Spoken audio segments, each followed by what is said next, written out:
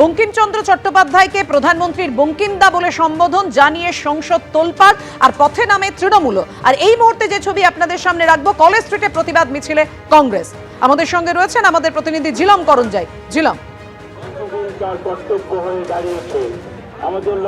একদমই কংগ্রেসের পক্ষ থেকে এইখানে আমরা দেখতে পাচ্ছি কলেজ স্ট্রিটে প্রতিবাদ মিছিল কিছুক্ষণ আগেই সেই মিছিল তারা প্রদক্ষিণ করেছেন এবং এই মিছিলে এই প্রতিবাদ মিছিলের নেতৃত্ব দিয়েছেন প্রদেশ সভাপতি শুভঙ্কর সরকার এবং তারা এইখানে কলেজ স্কোয়ারে ক্যালকাটা ইউনিভার্সিটির সামনে থেকে আপনারা পদযাত্রা করলেন। আপনারা কি বলবেন, এই নরেন্দ্র মোদী যে বঙ্কিমদা বলেছে তার প্রতিবাদেই তো আপনাদের এই পদযাত্রা?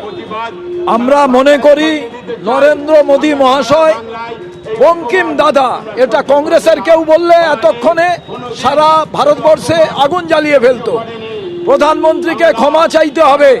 তিনি বাংলার মনীষীকে, সাহিত্য সম্রাট বঙ্কিমচন্দ্র চট্টোপাধ্যায়কে অপমান করেছেন, লাগাতার বাংলা ভাষীদের অপমান করছেন, বাংলার মনীষীদের অপমান করছেন, রবীন্দ্রনাথ ঠাকুরকে অপমান করছেন।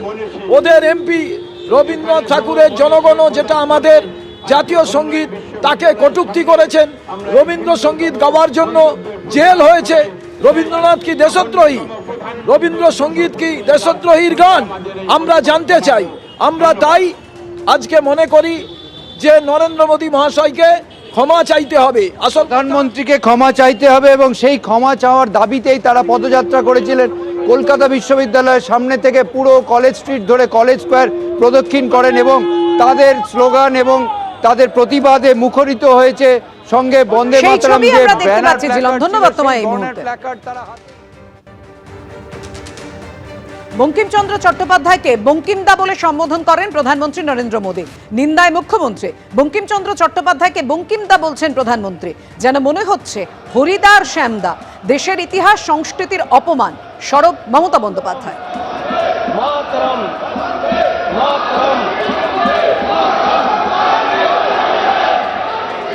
কালকে বঙ্কিমচন্দ্র চট্টোপাধ্যায়কে বললেন বঙ্কিমদা, যেন মনে হচ্ছে হরিদা আর শ্যামদা। বঙ্কিমচন্দ্র চট্টোপাধ্যায়, যিনি ন্যাশনাল সং রচনা করেছিলেন, তাকে এইটুকু সম্মান দিলেন না? আপনাদের তো মাথা নিচু করে নাক্ষত দেওয়া উচিত জনগণের কাছে, তাতেও ক্ষমা হবে না। আপনারা অসম্মান করেছেন দেশের ইতিহাসকে, দেশের সংস্কৃতিকে, দেশের আন্দোলনকে। আন্দোলন করেছিল কারা? স্বাধীনতা আন্দোলন। বাংলা 90% লোক বাংলায় শহীদ হয়েছিল, ফাঁসির কাটে গেছিল, জেলে ছিল, বন্দি ছিল, আর ছিল কিছু পাঞ্জাব। কোথায় ছিলেন আপনারা? রাজা রামমোহন রায়কে বলে দিলেন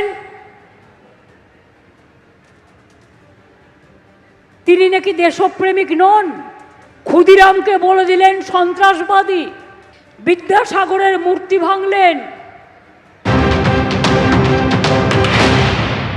একটা কালচার রয়েছে দাদা বলা, দিদি বলা, সেইভাবে উনি বলেছেন। কারো যদি আপত্তি থাকে সেটা আপত্তি দেখিয়েছেন, সেখানে কোনো আমাদের আপত্তি নিয়ে বলতে পারে না এখানে।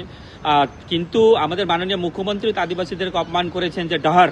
আমাদের ডহার মানে রাস্তা। চা বাগানে যে ছোট ছোট রাস্তা থাকে সেটাকে বলা হয় পাগডন্ডি, এবং যে রাস্তা থাকে সেটাকে আমরা বলি ডাহার। এই ডাহার সে চাল।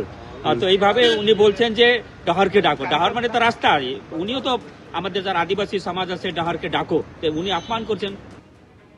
সংসদে যেমন প্রতিবাদে সরব হয় তৃণমূল, আজকে কলকাতার পথেও বিক্ষোভ দেখায় তৃণমূল। মিছিল করে এই প্রতিবাদে। বঙ্কিমচন্দ্র চট্টোপাধ্যায়কে বঙ্কিমদা বলে কেন সম্বোধন করলেন প্রধানমন্ত্রী? একাডেমি অফ ফাইন আর্টস থেকে ধর্মতলা পর্যন্ত মিছিল সংবিধানের কাট আউট হাতে। এবং সেখানে তৃণমূলের যারা মহিলা কংগ্রেসের যারা দায়িত্বে রয়েছে তারা সবাই এখানে। বঙ্কিমচন্দ্র চট্টোপাধ্যায়কে বঙ্কিমদা বলে সম্বোধন প্রধানমন্ত্রীর। সংসদ চত্বরে বিক্ষোভ তৃণমূলের। বঙ্কিমচন্দ্র চট্টোপাধ্যায় ও রবীন্দ্রনাথ ঠাকুরের ছবি নিয়ে প্রতিবাদ জানালো তৃণমূল। বঙ্কিমচন্দ্র চট্টোপাধ্যায়ের ছবি নিয়ে মৌন প্রতিবাদ। সংসদের গেট ও সেন্ট্রাল হলে তৃণমূলের এই মৌন প্রতিবাদের ছবি রেখেছি আপনাদের সামনে। এবিপি আনন্দ, এগিয়ে থাকে, এগিয়ে রাখে।